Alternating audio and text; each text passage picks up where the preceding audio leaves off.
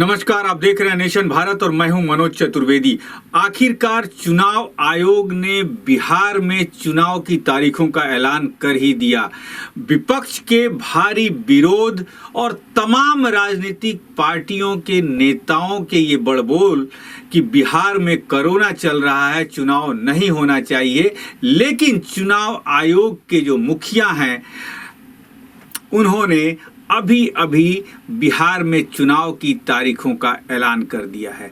हमने इसके पहले की खबर में आपको बताया कि बिहार में 3 फेज में चुनाव होंगे, क्या क्या नियम होंगे।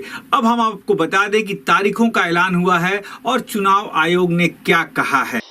We started this process way back in 17-18 by having a conference in Rajasthan, then a national level conference in Delhi, and after that we have been trying to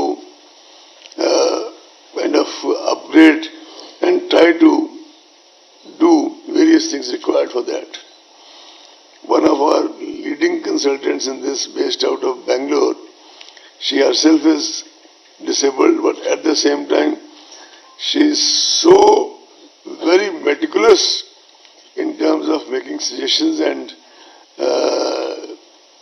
kind of more scientific innovations, which keeps Shri Umesh Sinha and his team busy.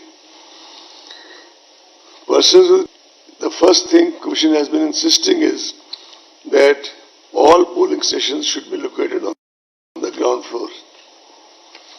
Persons with disability would also be tagged to their respective polling stations and necessary arrangement made for their comfortable and convenient experience on polling day.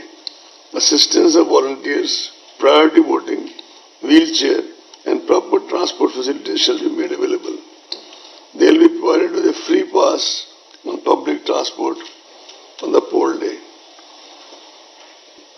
The third meeting of the National Advisory Committee on Accessible Elections was organized recently through online mode in order to hone up and firm up our strategic action plans on accessible elections and to review preparations on accessibility front ahead of Bihar Assembly elections. The Commission guarantees assured minimum facilities, which you are all aware, at each polling station, including drinking water, toilets, waiting area and ramps. Additionally, polling stations will now be infused with sanitizers, masks, soap and water for rinsing and other necessary equipment to handle any health emergency. Volunteers will be deployed to assist PWD voters, senior citizens and COVID-affected areas, as I already said.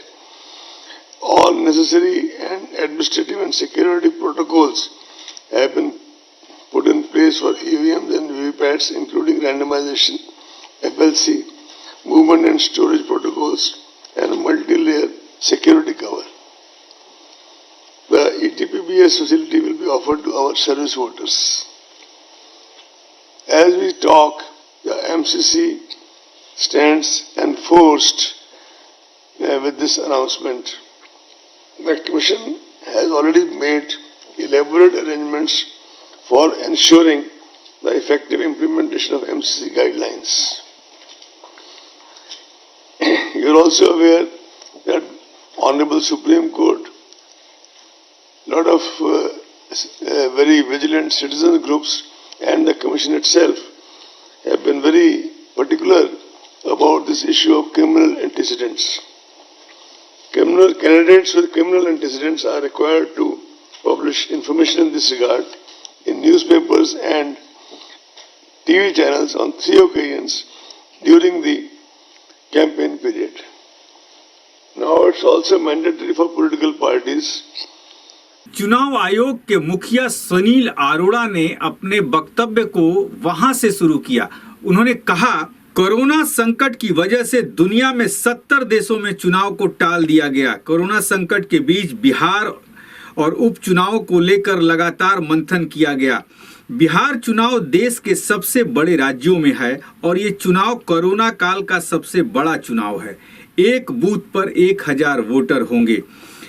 पहले चरण का मतदान 28 अक्टूबर को होगा, दूसरे चरण का मतदान 3 नवंबर को होगा और तीसरे चरण का मतदान 7 नवंबर को होगा। बिहार विधानसभा चुनाव के नतीजे 10 नवंबर को आ जाएंगे। चुनाव आयोग ने कहा कि बिहार चुनाव 3 चरणों में होंगे। पहले चरण में 71 विधानसभा में वोटिंग होगी, दूसरे चरण में 91 विधानसभा में वोटिंग और 78 विधानसभा सीटों के लिए वोटिंग तीसरे चरण में होगी। चुनाव आयोग ने यह भी कहा कि जहां पर जरूरत होगी और मांग की जाएगी वहां पोस्टल बैलेट की व्यवस्था की जाएगी। चुनाव प्रचार सिर्फ वर्चुअल होगा और नामांकन भी ऑनलाइन ही भरे जा सकेंगे। चुनाव आयुक्त सुनील अरोड़ा ने साफ कर दिया कि कोरोना की वजह से एक बार एक साथ 5 से ज्यादा लोग किसी के घर जाकर प्रचार नहीं कर पाएंगे।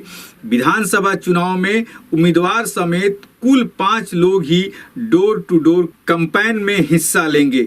उन्होंने यह भी कहा कि चुनाव कैंपेन के दौरान पब्लिक गैदरिंग्स में सोशल डिस्टेंसिंग का पालन करना होगा।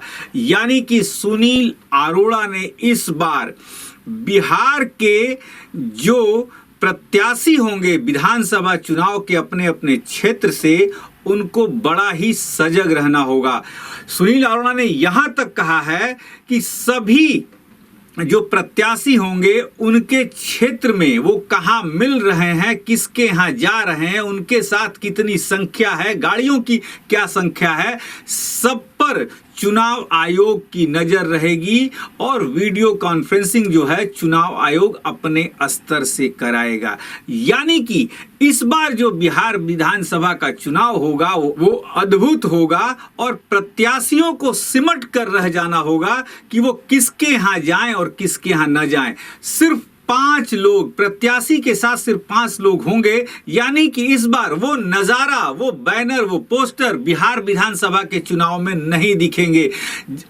अब यह भी कहा जा सकता है एक तरह से कि जो प्रत्याशी जनता से जितना ही समर्थन जाकर मांग सकता है डोर टू डोर, यानी कि कोरोना ने इस बार प्रत्याशियों को गाड़ी की जगह पैदल चलवाना शुरू कर दिया है। होना भी यही चाहिए कि प्रत्याशी अपने जनता से डोर टू डोर मिलें और उनकी समस्याओं को सुने। चुनाव आयोग की इस पूरी तारीख और जो घोषणा हुई है उस पर हम एक और विश्लेषण लेके आपके सामने आएंगे। आप बने रहिए नेशन भारत के साथ। नेशन भारत चैनल को सब्सक्राइब कीजिए, हमारे फेसबुक पेज को लाइक कीजिए। नमस्कार।